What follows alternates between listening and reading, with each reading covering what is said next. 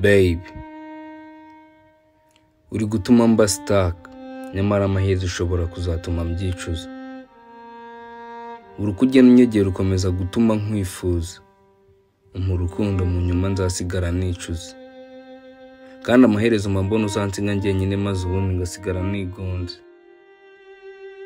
Dore wanteye guhinduka, nyamara amaherezo manika kuzampinduka, niyo mpamvu rimwe na rimwe nikundira gucisha make, wowe ugakeka ko mba nifunze.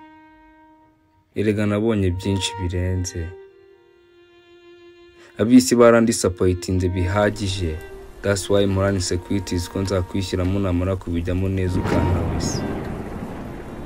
Nawe se hari abanyizeje ibitangaza bya danje ko nidukora cyane dufatanije tuzurirana indege, igihe kigeze bafata iya mbere mu kunkuza kuri liste, kandi nari nizeye ko ndi mubi imbere.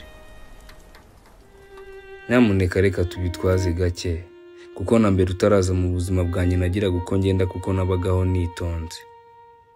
Erega ndi kugukwepa ku bushake bwanjye babe, nta nubwo nitaye ku gitsure cya papa wawe. Uranabizi njye nahoze ndi crazy, n'abana b'abafande nabateresheje tirayidayi nkanswe wo mwana w'umuherwe. Urahenze ndabizi, n'abagushaka n'uruhuri, nubwo mbwira ko bakatira rimwe na rimwe ukanabakupa kuri telefone turi kumwe. Ariko mbona igihe kimwe n'uhuguka umutu uzabaneza ngasigara umwe nigunze. Ukeneye gutsapa Louis Vuitton, ukwiye ibintu birenze, kandi jya urabizi ko nta na kimwe nagufasha kuko ndakennye birenze. Erega ukwiye umusore muremure cyane utareshya nkanjye, utazasebya umuryango wawe uri kumwe n'inzererezi nkanjye. Naba nipashe muremure cyane pe. Ndekura nigendere hakiri kare nabikubwiye, nta nicyo bintwaye kuko n'ubusanzwe imenyereye kubaho ndi nyakanwa. Amarira narize mu butini bwanjye arahagije, ugiye none ntacyo bitwaye tutarisigana cyane, ngo mu nyuma nzarwara ubworo bwo kugukumbura kandi ntari bukubone. Erega n'ubu kugusezeranya ntabwo binyoroheye kuko uri uw'agaciro mu buzima bwanjye. Ndagusabye ntubikomeze babe, be serious Bribandem. You better have to think twice. Ntugakururwe n'aya matatuwaje, izi ni inkovu z'imiringa tuzadutunga mu rugo dushonje. Reka turekurane hakiri kare, kuko n'umwanya muri iki gihe urahenze cyane. Bribandem, emera ukore ubukwe n'uwo so na nyoko bagukundiye. Nanjye ntago binshimisha nubwo ubona dusangira aya matako y'inkoko rimwe na rimwe simbikubaze, ariko akenshi ndyama nasinziriye mpangayitse, nibaza igihe urukundo rwacu ruzamara atari njye ugutunze. Ubundi se dutekereje kure, ubu numara kumbyara rimwe kabiri gatatu kandi amabere yawe akagwa acuramye, ubu sinzaba naraguhaze ngatangira kuguharika ayandi mashori nkaguteza ibindi byana hanze. Erega mama shenge kirarira, inshwi ihorere mama igikobwa, nkunda ko iyo useka n'iyo urira byose bikubera. Igitesi cya muteteri nuko tudahuje ubu nyine, nakakurongoye ubundi nkajya mwihoreza nkomeje undyamye mu gituza. Singishaka ukwita mu mbebe mayibu n'utundi tuzina tuzamura amarangamutima.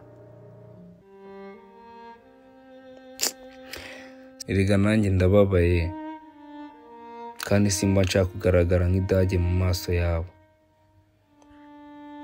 Anyway, ntawe mpagaze nawe urabizi, nayo mpamvu ubona ngenda nkaho nashikamye, kuko nta bwishingikirizo mfite.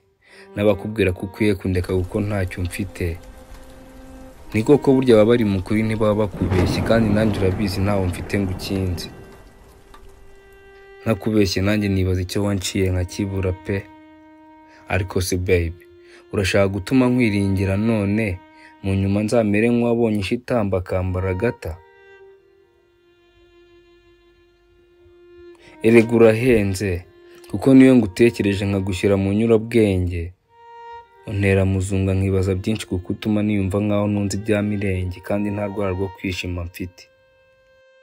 Mba numva wandekura nkisubira muri duke twanjye, kuko niho mbasha kubaho nibereye mu bwigenge.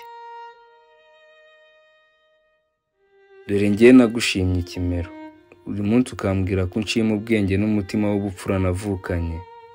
Ni koko n'utabutunze yashima ubwe, kandi ni nkoko itera uko innyo yayo ingana. Yego ndi umunyamugisha kuba koko waraje ungana, cyane ko wabenze n'abasore amagana.